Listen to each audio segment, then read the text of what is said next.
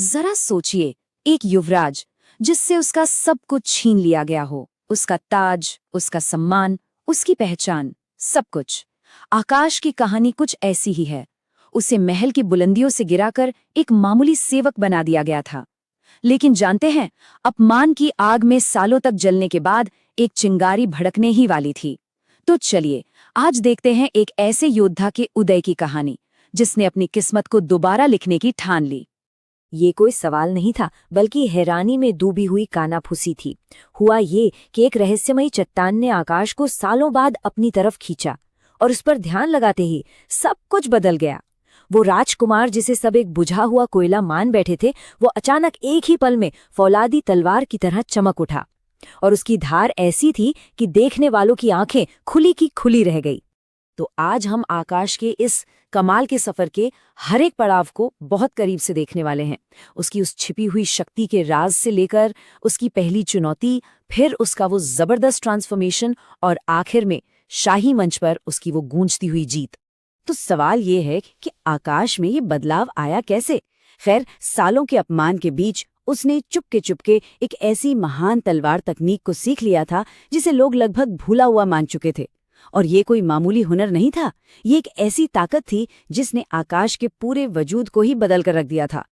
देखिए, तलवार नियंत्रण तकनीक का मतलब सिर्फ ताकत से तलवार चलाना नहीं है। नहीं, इसका असली मतलब है तलवार की रूह को समझना। ये एक ऐसी कला है जिसमें एक योद्धा अपनी सांस और अपनी अंदरूनी ऊर्जा से तलवार के वजन को कंट्रोल करता है।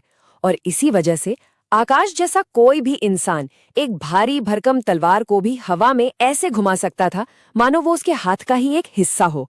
अब शक्ति तो मिल गई थी, लेकिन दुनिया उसे मानेगी कैसे? इसका पहला इम्तिहान तब हुआ जब आकाश के चौथे भाई घमंडी रोनित ने उसे सबके सामने एक मुकाबले के लिए ललकारा। ये सिर्फ एक लड़ाई नहीं थी, ये आकाश को एक बार फिर सबके सामने कुचलने की एक सोची समझी कोशिश थी। और इन दोनों भाइयों के बीच जमीन आसमान का फर्क था। एक तरफ था आकाश, एक बेबस सेवक की तरह, और दूसरी तरफ था रोनित, एक स्वर्गीय ऊर्जा अभ्यासी। मतलब वो जो अपनी ताकत बढ़ाने के लिए कुदरत की ऊर्जा का इस्तेमाल करना जानता हो। सच कहूं तो इस मुकाबले में कोई आकाश की जीत के बारे में सोच भी नहीं सकता था। रोनित ने दांव ही इतना बड़ा रख दिया कि आकाश के पास मना करने का कोई रास्ता ही नहीं बचा। मज्जा शोधन गोली, ये 3 शब्द आकाश के कानों में गूंज गए। जो रोनित के लिए एक मजाक था, वो आकाश के लिए अपनी जिंदगी बदलने का इकलौता मौका था। अब ये लड़ाई सिर्फ सम्मान की नहीं रही, ये भविष्य की लड़ाई बन गई थी। तो ये मज्जा शोधन गोली आखिर है क्या चीज? ये कोई मामूली दवा नहीं, बल्कि एक तरह की संजीवनी है। ये शरीर में सालों से जमी हर कमजोरी और हर गंदगी को जलाकर राख कर देती है, और उसे अंदर से फौलाद जैसा बना देती है।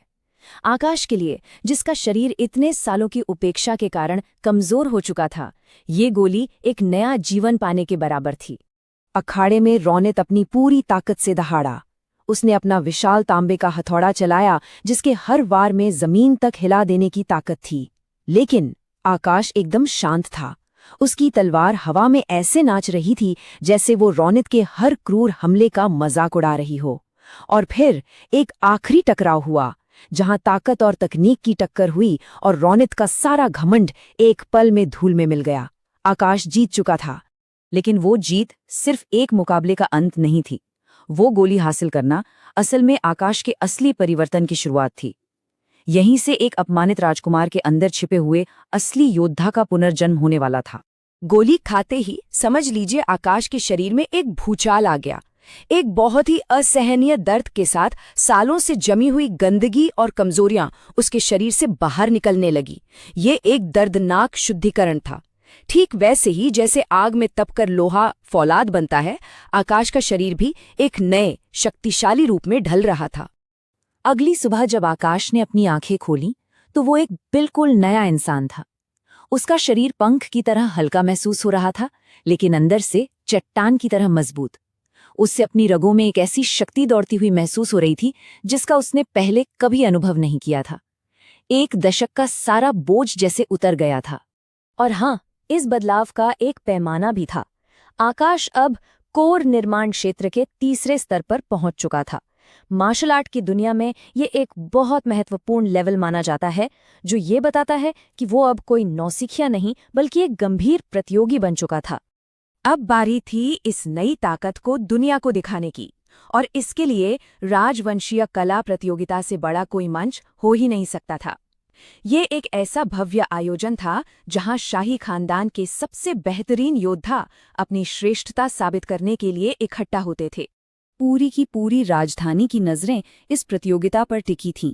यहाँ दांव पर सिर्फ जीत या हार नहीं थी, बल्कि टॉप 3 विजेताओं को महान राजकीय ड्रैगन पूल में स्नान करने का मौका मिलने वाला था।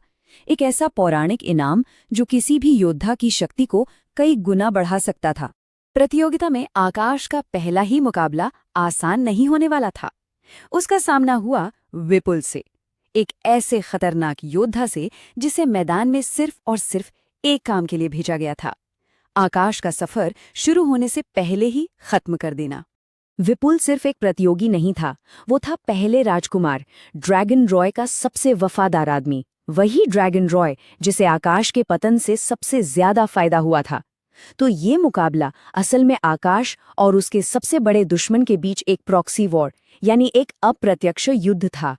तो अब सवाल ये था कि क्या आकाश की नई तकनीक और शक्ति विपुल की उस जानवर जैसी ताकत के सामने टिक पाएगी, या फिर दुश्मनों की ये पहली ही चाल कामयाब हो जाएगी।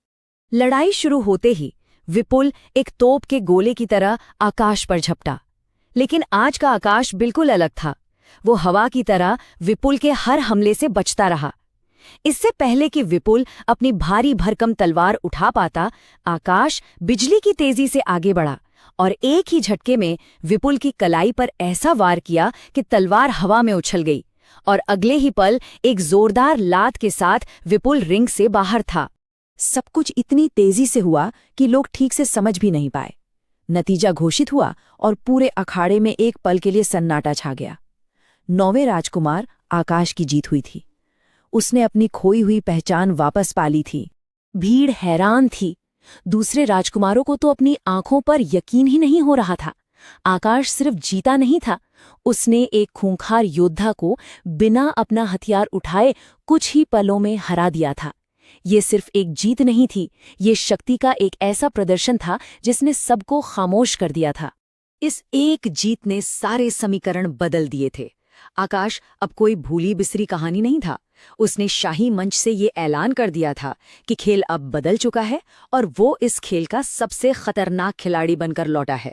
और ये हमें एक बहुत ही खतरनाक सवाल पर लाकर छोड़ देता है। जब ये खबर आकाश के असली दुश्मनों तक पहुंचेगी तो वो क्या करेंगे? जिस राजकुमार को उन्होंने मरावा समझ लिया था, वो अब उनके सामने एक चुनौती बनकर खड़ा है। उनकी अगली चाल क्या होगी? क्योंकि ये तो बस शुरुआत है।